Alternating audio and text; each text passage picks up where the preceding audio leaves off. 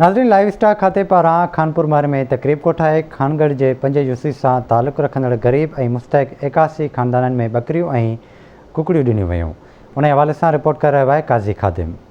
Live stock खाते सिंध पारां खानपुर मार में तकरीब कोठाए खानगढ़ तालुके के 5 यूनियन काउंसिल से ताल्लुक़ रखंदड़ गरीब और मुस्तहक 81 खानदाननि में बकरियों और कुकड़ियों तक़सीम कयूं वयूं।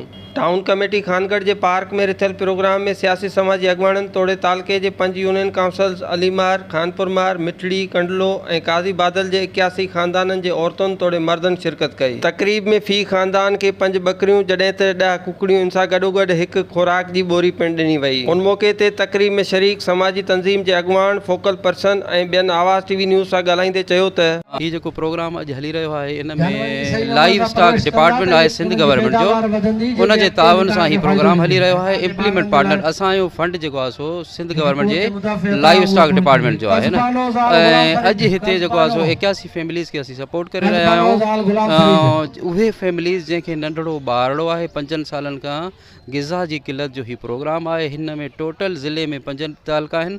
5 तालुकनि में जेको आहे सो अहिड़े ई तरीक़े सां असांजो इन क्राइटेरिया मुताबिक़ प्रोग्राम हलंदो जेके नंढड़ा ॿारड़ा जिन अदिन खे आहिनि। इन खां पहिरीं 2 प्रोग्राम असांजा थी चुका आहिनि मीरपुर माथेलो ऐं ॾहरकी तालुके में जेको आहे असांजो मनसूबो ग़िज़ाई किलत जो मनसूबो आहे। हिन मनसूबे तहत असां जेको आहे त जेके बि असांजा निमल ॿार आहिनि, जेके नंढड़ा जेके ॿार पैदाइशी जेको आहे त कमज़ोर हूंदा, उन हिसाब सां ही सिंध गवर्नमेंट जे तरफ़ां ही हिकु मनसूबो शामिल कयो वियो वर्ल्ड बैंक जे तरफ़ां ऐं जेको आहे त सरदार अब्दुल बारी खान पिताफ़ी जे तरफ़ां ही हिन ज़िले में। इन खां अलावा अॼु त हिते 81 खानदाननि खे बकरियूं ॾिनियूं पियूं वञनि, जंहिंमें 5 बकरियूं आहिनि, 10 कुकड़ियूं आहिनि। इन में ज़िले घोटकी में तक़रीबन 1670 जेके बेनिफिशरी आहिनि उन्हनि खे 5 बकरियूं 10 कुकड़ियूं जी तालुका जेके आहिनि उहे सर्वे करे वई आहे। जी SRPO वारनि दोस्तनि सर्वे कई आहे।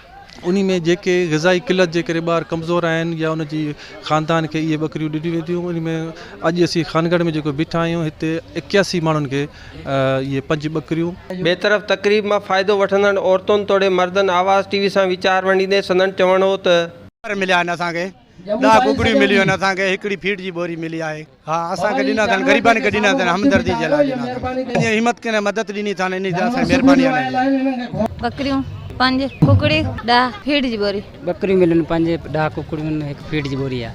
ॿारनि जे लाइ नंढनि जे लाइ गरीब माण्हू आहियूं, इहा ई महिरबानी उन्हनि जी शाबाशी। बकरियूं 5 कुकड़ियूं फीड जी बोरी।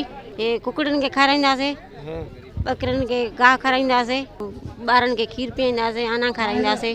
खानपुर मार में रिथियल तकरीब काफ़ी देर ताईं जारी रही, जॾहिं त बकरियूं ऐं कुकड़ियूं वठंदड़ औरतूं तोड़े मर्द ख़ुशि थींदे नज़र आया। कैमरा टीम सां गॾु काज़ी खादिम, आवाज़ टीवी न्यूज़, खानपुर मार।